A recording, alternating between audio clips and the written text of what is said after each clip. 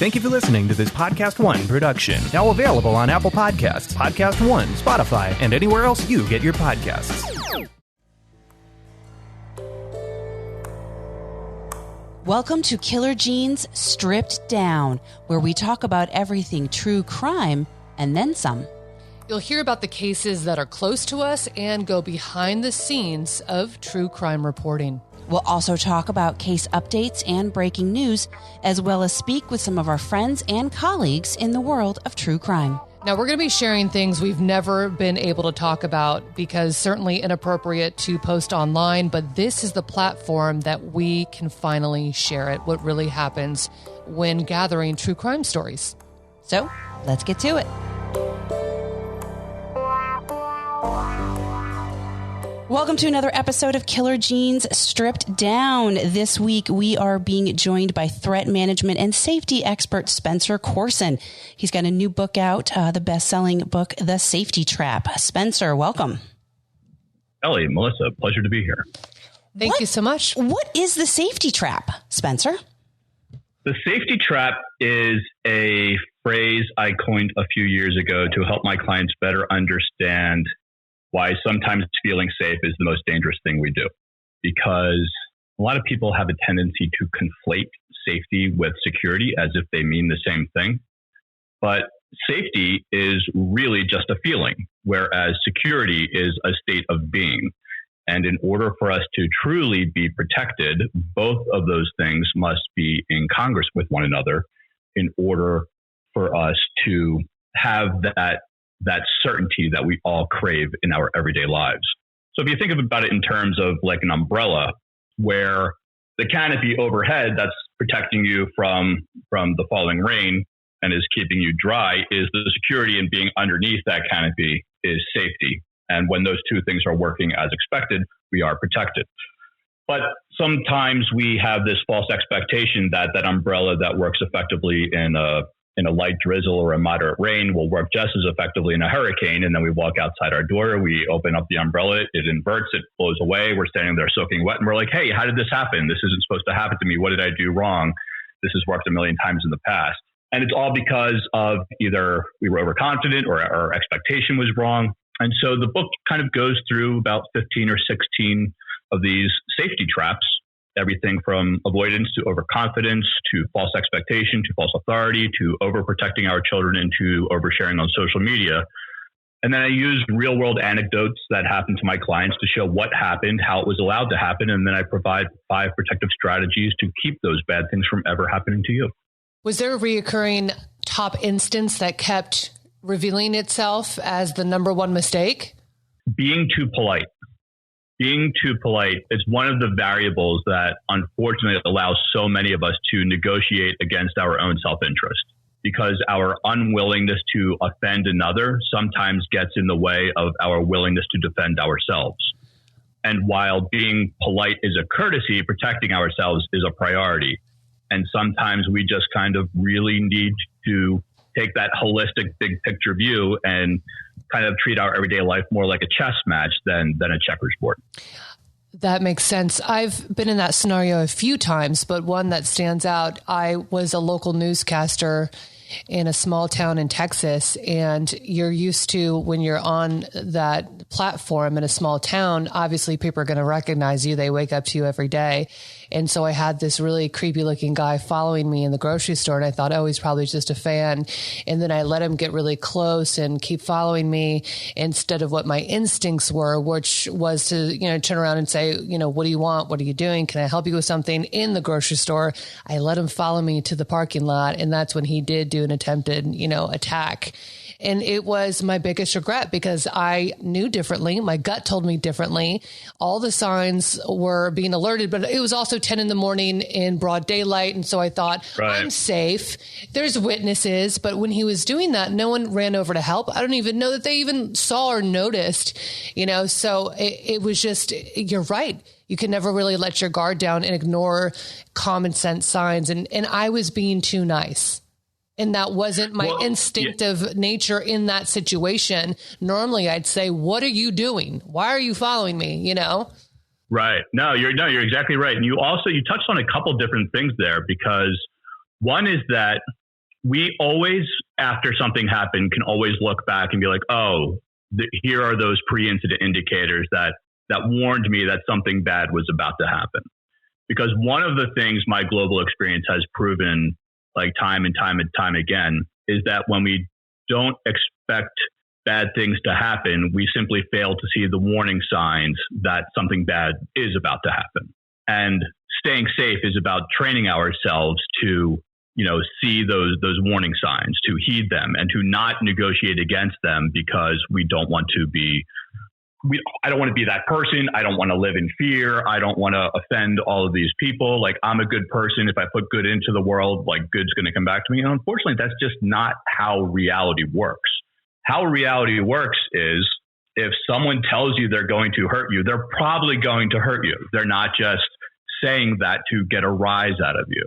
And so there's different things, and I kind of go through this in the book about the difference between people who pose a threat and people who express a threat. I do a lot of work with threat assessment for public figures. And the person who goes on Twitter and says, I'm going to kill you, that's someone who is expressing a threat. But the person who says, if you keep eating those peanut butter sandwiches, you're going to get fat, poses a threat.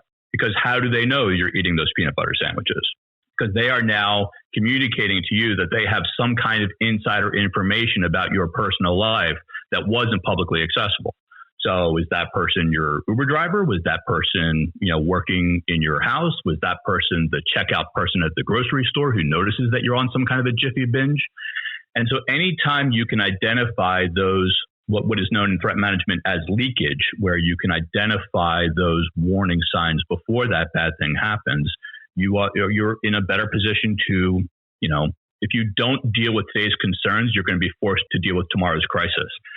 And kind of to your point exactly, if you had just been not more disagreeable, but had just been more willing to participate in your own protection and just confronted that person at the onset, hey, what are you doing? Can I help you? You're immediately going to take away their anonymity and put that, because now you're going to take the upper hand, right? Because they're looking for the best way to come at you. And if you immediately take that away from them, well, now they're on the defense. Spencer, is it assertiveness versus rudeness? There's a big difference between being assertive than being rude.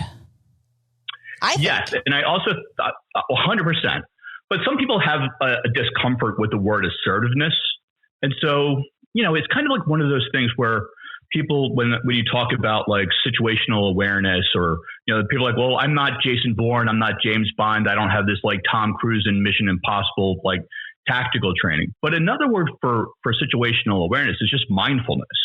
Just understanding what's going on in the world around you.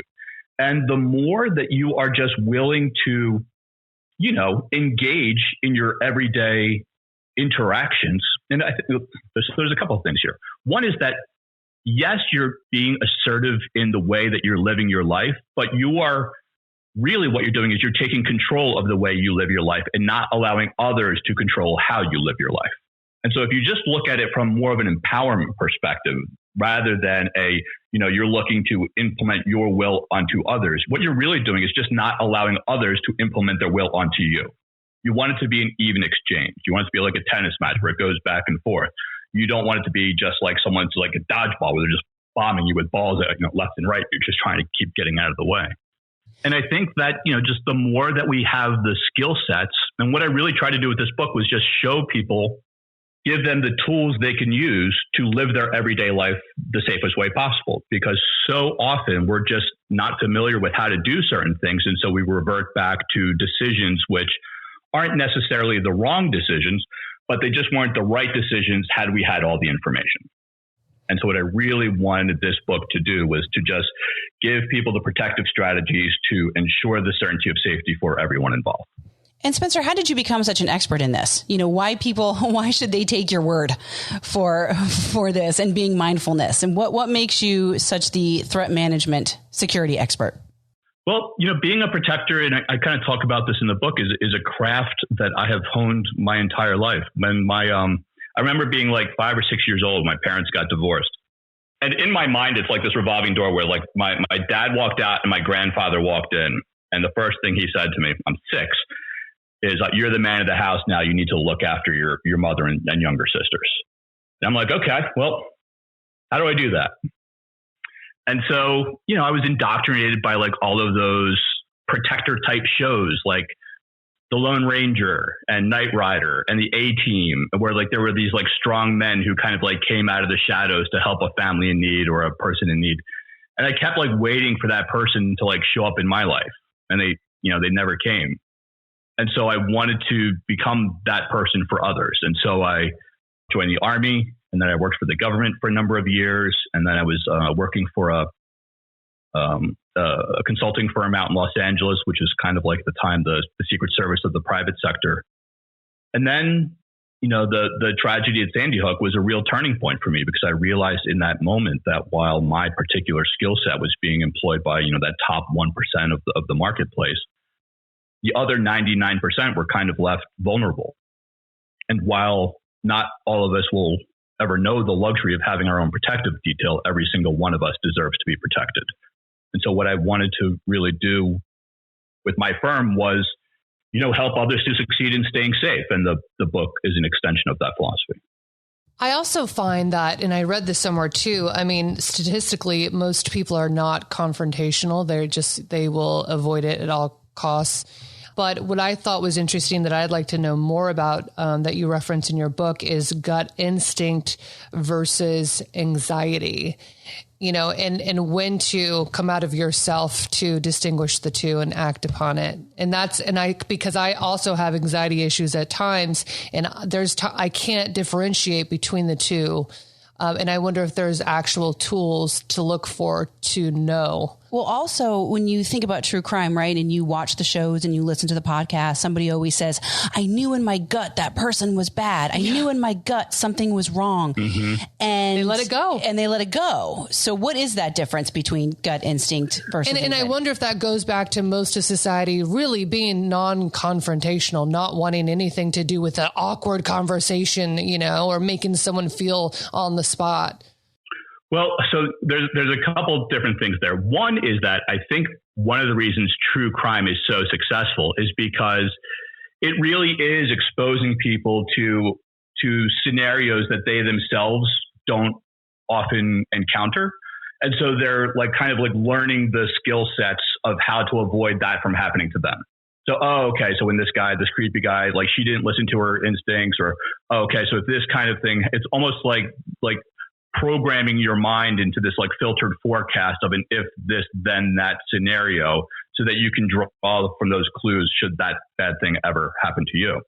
Another component is, I think, one of the reasons why anxiety over our inability to keep ourselves and our loved ones protected is at an all-time high, is because our understanding of what it means to be protected is at an all-time low.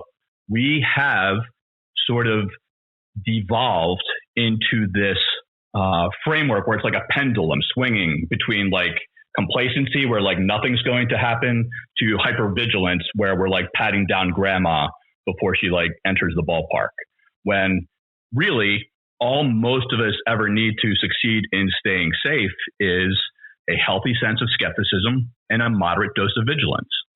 But, it's been a millennia since we were living on the high plains and we had to like worry about the tigers in the high grass, or where we were the prey. Now we're the dominant species, and we have such a command over our environment that there is almost this expectation of safety. And so when a security breach occurs, we're like, what is going on? Like, this shouldn't be happening. And we kind of devolve into this, hypervigilance thing, and then the cycle repeats itself. Like, we see this with every school shooting. Something bad happens, the politicians and the students like champion for change, then the news cycle goes on, nothing happens, and then it happens again and the cycle repeats. Or we put such an overemphasis on reacting to those concerns, but we do nothing to prevent them, as if giving the firefighters faster engines so that they can put out the fire faster will help that fire from ever starting in the first place. But it's what people can do because it's tactical, it's practical. It's like they can show, oh no, we gave this much money to this, and that. But it's much harder on an interpersonal level to simply help those who are hurting. Because the number one reason that students attack the schools and employees attack the workplace is because typically that's where the grievance first takes hold. The ideation that they can do something about it is first realized. where their research and planning is already known because it's part of their everyday experience, where they don't have to breach any kind of security feature because they're already supposed to be there. And so the gunshots ringing out are literally a, can you hear me now? Because they don't have the emotional intelligence to ask for help. So instead they choose to act out in that need. And I think one of the reasons we're seeing so many violent crimes and such an increase in mass shootings right now is because one of the unintended consequences of a year in quarantine has been this almost like an atrophy of human interaction, because how we interact with one another is a perishable skill. And when we spent a year in our homes in quarantine where we only learned how to interact with each other via Zoom like this, that is just a different framework than how we would interact if we were actually in the room together. And, so people's thresholds are lower, people's anxieties are higher, their tolerance is lower, but their grievances are through the roof. And that's just it's a powder keg of concern that could really not be good for us down the line if we don't start taking more of an active role in participating in our own safety. I just realized I didn't even come close to answering your question, which was about anxiety and first of all, anxiousness. trusting your gut. I was just thinking, you're so funny. I was like, wow, I just talked for 5 minutes and didn't come close to that answer. I was thinking that, but that was such a compelling, also really critical, important information that we need now, and is a topic that's more important. But now that you're circling back, it all goes to the same, which is what's in our gut. And it goes also to flagging the things that you just discussed. But specifically, my gut will tell me something and my anxiety will tell me something else. Who do I listen to? Who's right? What's wrong about each, or what's right about each? Okay. So where I was going with the true crime thing and like learning about those bad things that happen so that if we identify them, we know what to do about it. So your gut instinct is always correct. 99.99999% of the time. There's a great book by Malcolm Gladwell called Blink, which is all about like subconscious decision making. Brilliant book. But it basically is like, I think like one of the opening anecdotes is like an art historian looks at something and goes, yeah, that's fake, but has no real framework for understanding it, but then invests like hundreds of $1,000s to prove it's fake when he already knew it was fake at the onset. So the difference between gut instinct, anxiousness, and anxiety is your gut instinct is millions of years of evolution that have helped you keep our species alive, telling you that something is good or something is bad. Your anxiousness, it's your body preparing yourself for performance. So every athlete who takes the football field, every performer who takes a stage, even me, like right before I go on a stage, like I remember even telling Kelly at Crime Times, like, you're going to see my right knee start to bounce right up until my foot touches the first stair, and then I'm fine. But for some reason, like as the music comes down and as the announcer is cueing me to come on stage, your adrenaline spikes, your vision tightens, your fine motor function begins to deteriorate a little bit, because your body is preparing for performance, which is fine. And then once you get on stage, if you're an athlete or performer or whatever, and you're performing as prescribed and you're getting the positive feedback from the audience, you fall into that state of flow and you're good to go. But if you were not prepared to go on stage, that anxiousness could lead into anxiety, because instead of putting yourself in a position to start small and build strong and to learn those skills that can, help you to adapt and overcome and evolve in whatever situation you're in, you are literally shirking, stopping yourself, cutting yourself off from the experiences that could ultimately help you down the line. Think about how much anxiety you had and how anxious you were your first time behind the wheel of a car, right? You're white knuckled and you're gripping and you're driving with 2 feet and you're looking left and right and you're checking all the mirrors. And then flash forward like 10,000 hours of driving later, and you're like driving with your knee while you're like updating your Instagram feed and scheduling the next conference call. Same thing if I put you into like the driver's seat of a sports car, and told you had to drive around that track like 500 miles an hour. So your heart rate would be going through the roof. So anxiety is more feeling not prepared for life or a situation or something that's jolting your emotions a bit, right? And then the gut instinct is just something that you innately know is right or wrong. Right. You sense it. So that happened to us today, Spencer. So Melissa and I had a meeting this morning. We're driving down the highway, and it all of a sudden on the highway, 2 lanes. Well, they split the 2 lanes, and there's Jersey barriers on either side of the left lane. I apparently was in the wrong one, needed to be in the right one because I had to get off. Well, we're in the left one, and we can't see an opening anywhere. You can't. You cannot get off. You are stuck in between these Jersey barriers. Late for our meeting. And I remember my gut's going, it's got to end at some point, right? We got to be able to get out of this thing at some point. But my anxiety starts going, what if my car breaks down? What if I run out of gas? And then you start to have a panic attack, right? Okay. And then you're like, what if the car in front of me gets to an accident? I have to slam on my brakes. We're going to have this 20 million car pile up behind. But my gut's going, you're fine. You've got enough gas. Your car works perfectly fine. It's going to end at some point. And it's a matter of which one wins. Here's a very important thing to understand. What you were feeling in that moment was not anxiety. What you were feeling in that moment was anxiousness. Because you knew how to get yourself out of it. You were just waiting for the opening to do. And then once you did, you were fine. Anxiety would be is if every time you saw a Jersey barrier, you felt that anxiousness again. Well, I will from now on after what happened today. No, you won't, because you knew how to overcome that obstacle.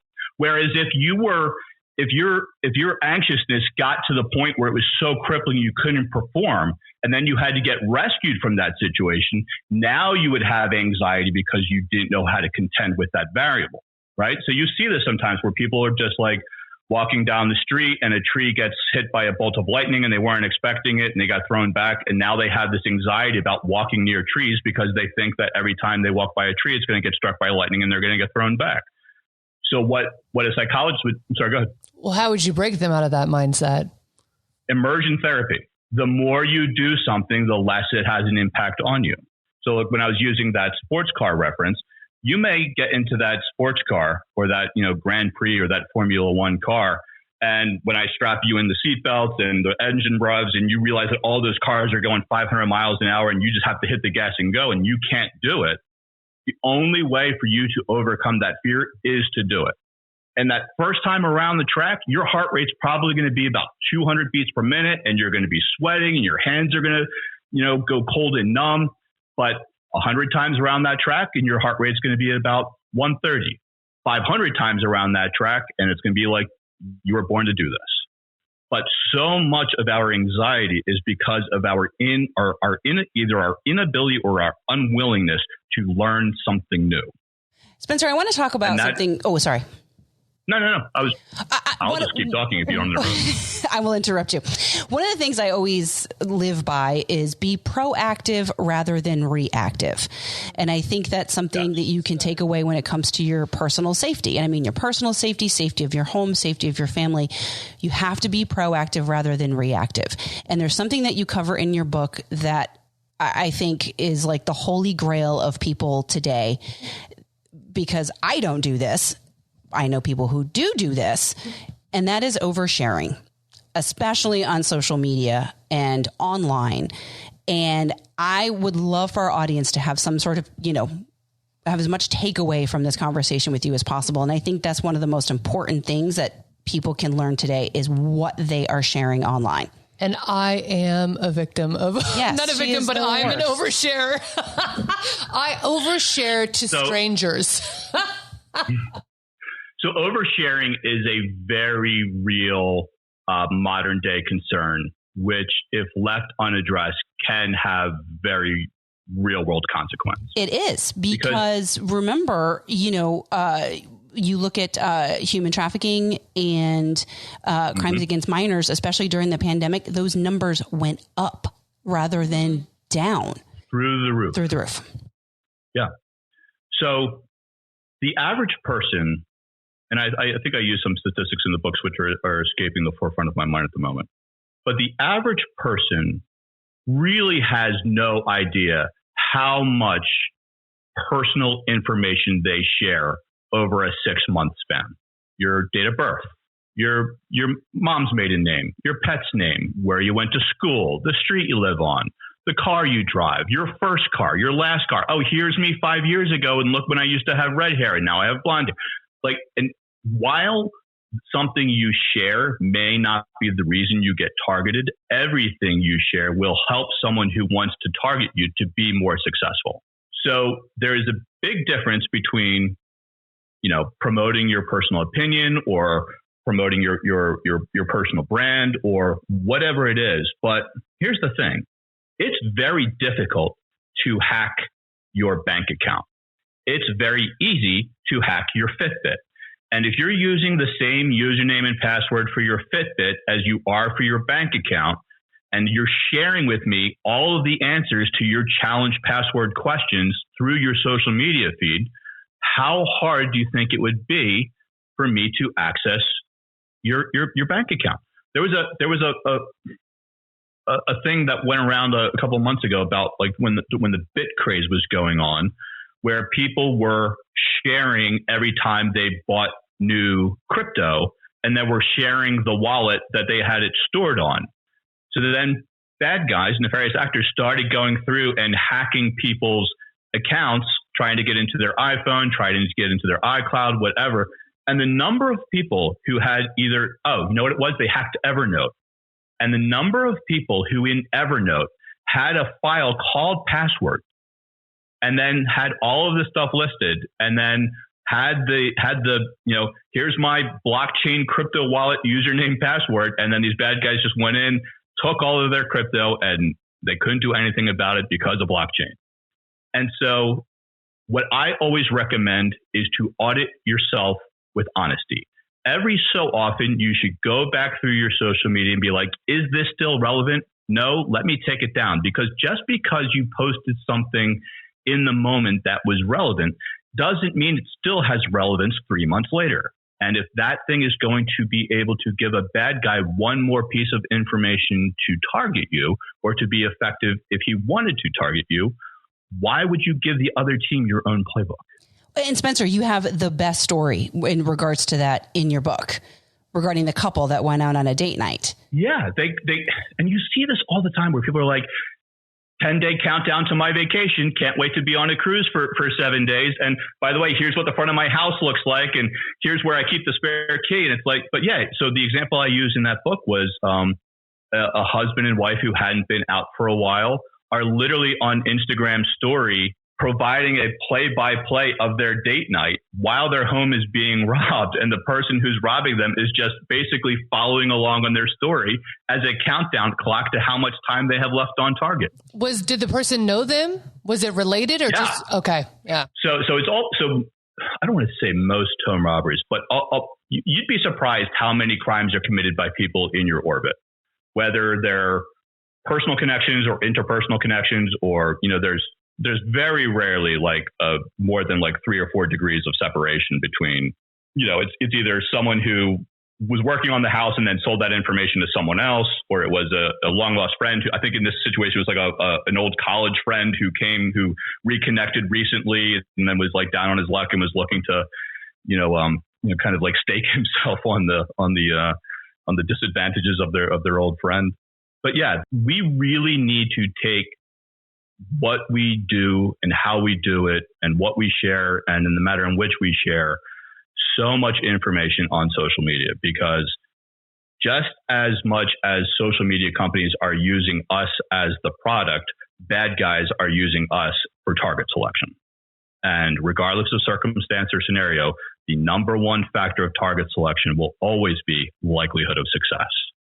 And so if you are basically giving someone the playbook and the diagrams and the home shopper's guide of what they can take from you if they can successfully, breach your safeguards, how can you be so upset when it actually happens? This podcast is sponsored by BetterHelp Online Therapy. Now, I'm always interested in my skincare, maintaining beauty and fitness routines. and I really need to invest more in my mental health. I try to stay positive, but sometimes, the universe strikes us so hard and life can be overwhelming. And Melissa, with us working in true crime, we see a lot of darkness, but off the job, I try to focus on what I'm grateful for. If you could use some help in realigning your thoughts or emotions, try BetterHelp. It's an online therapy source. Now, you can get your own licensed professional therapist in under 48 hours at the time you'd like, and they offer video, phone, or even live chats depending on your mood. And of course, if you don't vibe with your first choice of therapist, you can easily change. Why invest in everything else in your life and not on your mind and emotional state? And if the cost is of a concern, there's always financial aid available. Our Killer Genes listeners get 10% off their first month of online therapy at betterhelp.com/killergenes. Join the more than 2 million people who have taken charge of their mental health with the help of experienced professionals. That's betterhelp.com/killergenes. Okay, I have a question for modern day singlehood. So all of the birth of these dating apps are now the biggest thing, right? There's so many. And I'm on these things and I'm thinking, and I'm a crime journalist, investigative journalist of many years. So I know how to properly vet, right? And I am a weirdo like that. I will vet someone before I even get on a phone call being single. And I will also do my due diligence to look at multiple arenas. But a lot of people don't have a public career like I do, for example, so they could see more of me than I can see of them. And sometimes I get so paralyzed by that fear that I don't want to date someone that I can't search them online. But what's your advice to all of the millions of people using those dating apps? Because I've had friends who have had horrific things happen when they show up to a blind date with someone on a dating app, and it's bad. And what would you tell people like that in trusting and making sure they're secure in meeting a stranger from a dating app? Because they can be very dangerous, as we know. Oh, very dangerous. Yeah, a lot of these people, they're talking to the person for weeks, and it does. Who are you talking to? I know how to vet, but how does the average person protect themselves? How does the average person not end up as a topic of our podcast? Yes. Yeah, your first date should be a FaceTime date. Yes, and screen grab it, I think. Screen grab the person's face. But it goes beyond that, because I had a friend do that, and, the next step was meeting in person. Turns out the name was never the guy's real name. All she had on record for police, because something happened, was his face. And the guys just got away with it because she had his face, but not his real name. And there's always something. It's not enough, Right. But you can also I think there's absolutely nothing wrong with in today's day and age, if you're FaceTiming someone, then that's a phone number. That's a number that's traceable and trackable. But there's nothing wrong with talking to someone and hey, let me see your place. Let me see I see on your profile that you have a dog. Where's your dog? What's your dog's name? There's a lot of things people who are putting up a front or who are putting up a facade very rarely do it at CA level where they have numerous backstops in place. It's typically they're going to this actually happened to me where I was out at a bar and some girl came up and slapped me across the face because some guy had taken one of my old MySpace photos, put my face on a JDate profile and was passing himself off as a plastic surgeon giving free consults to women on dating apps. And so, it was going by Dr. Carver or something, and I literally had to go to my friend who's a bartender and be like, what is my name? He's like, Spencer. I was like, and what do you do? He's like, you work for the State Department? I was like, yeah. See, I'm not a plastic surgeon, not me. And we literally had to show reach out to them and show copies of my credentials and get that profile taken down. But that's not someone who went through the due diligence of really putting a quote unquote cover in place. So, and you will know there's a way someone communicates via text and there's a way someone communicates verbally that's just different, but it's still the same person. And you can tell if someone who communicates in writing is not the same person that you're talking to, face to face. But you'll also be able to get we're not biologically in tune to assess personality via text. We are ultimately three-dimensional beings. We need to like look, see, and feel our counterpart. But if we can't do that, at least we can do it through a 2D medium where I can tell, that something's just not right about you, or yeah, you're saying all the right things like in text, but like I can tell that like you're being shifty or you're being shady, or like why is the background blurred out, or like and if any of those like red flags should ping to you when you're having that initial interaction, then there's absolutely zero reason to continue. Like you will not meet the right guy by spending more time with the wrong one. So as soon as like when we were talking about gut instinct earlier, as if you have any doubt, there is none, and don't negotiate against your better instincts because you want there to be something that there's not. Don't fall into this like safety trap of the Lifetime movie where the asshole turns out to be a prince. Okay. No, the asshole's an asshole. If he's an asshole to you, he's going to be an asshole to everyone else. Like he's not going to all of a sudden see the light in your eyes and realize that he was, supposed to be the next Ryan Gosling. So, there are a lot of things that, and listen, and women are the most innate creatures of our species.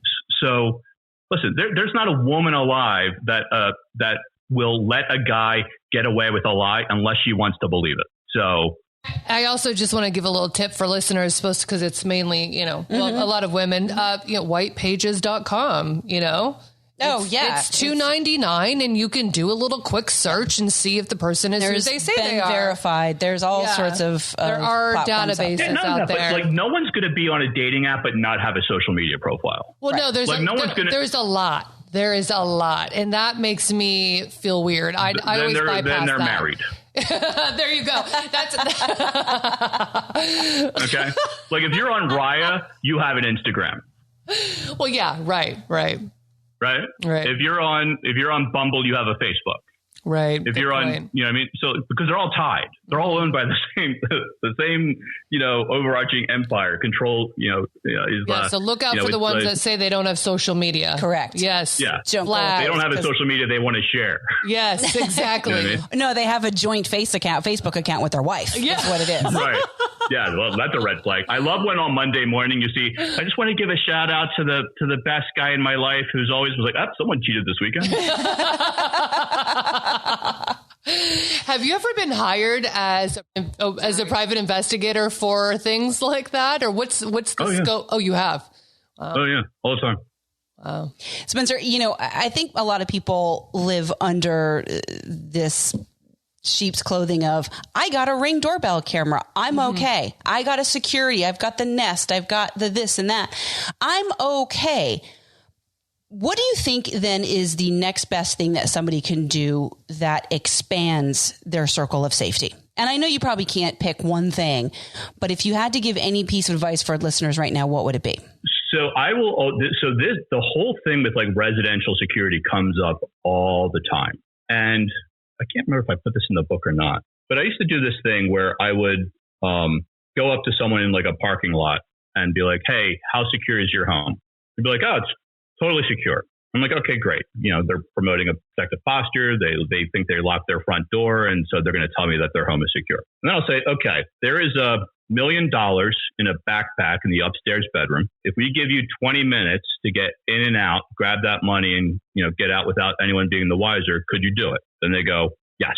So what changed in that 5 seconds? Well, what changed was they went from thinking like a homeowner to thinking like a bad guy. Because now they're thinking, oh, well, the kids never shut the garage door when they come back from soccer practice, or, my wife hates it when I stink up the guest bathroom. So she always cracks that window open. So I could probably sneak in that way. Or, the first floor doors and windows are all probably locked, but we never lock like the deck.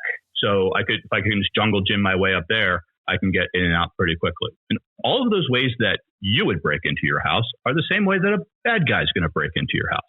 Because if they know a way to get in that will allow them to do so without being detected, they're going to circumvent those defenses. And I can't tell you how many home invasions occur simply because the front door was unlocked. Like 90% of security, of breaches to security, aren't because they didn't have the right things in place. It was because the right things that they had in place were being underutilized. The Ring camera's there, but it doesn't have a battery in it. Or the Ring camera's there and it has a battery, but it's not connected to the app. Or the security alarm is on, but is there, but it's not turned on. Or the door is shut, but it's not locked. Or, we have the motion lights, but the bulb is bad. There's a million factors that fall into place. And so the one thing that everyone can really just do is audit yourself with honesty. Have a friend say, hey, where do you think I'm the most vulnerable? Identify the most realistic risks that you are most likely to face, and then put the safeguards into place to keep those risks from becoming a reality. What's not going to happen is Tom Cruise rappelling from a helicopter in some kind of like super ninja spy rig to tunnel through your chimney to get your TV. What's going to happen is someone's going to walk up to your front door, knock, you don't answer. They're going to go around to the back door, and then they're going to kick it in. And they're going to make sure they can get through it once, because if your neighbor hears a loud thing once, they don't think twice. Only if they hear a loud thing twice will they give it any attention. And then what that guy's going to do is just to hide in plain sight. He's going to smack your TV and he's going to walk right out the front door, because only bad guys sneak around the side. Audit yourself with honesty. I love that. Spencer, thank you so much. We could talk to you for hours. Yeah. It's so good. We could have gone through every single chapter of your book, but I highly recommend people pick it up, The Safety Trap. Where can people get it from, Spencer? It is now available wherever your favorite books are sold. I also did the audiobook as well. It's available on hardcover, ebook, and audio. Or if you want to learn more about the stories and anecdotes and behind the scenes, you can go to thesafetytrap.com. That's thesafetytrap.com to learn more about me, the blog, the podcast, the book, all things safety. Awesome, Spencer. Thank you so much. Thank you. Thank you. Thanks, everyone, for listening. Follow Killer Jeans on Facebook and on Instagram. It's at Killer Jeans, the podcast. Also, be sure to like and subscribe to Killer Jeans on Podcast One, Apple, or wherever you listen to podcasts.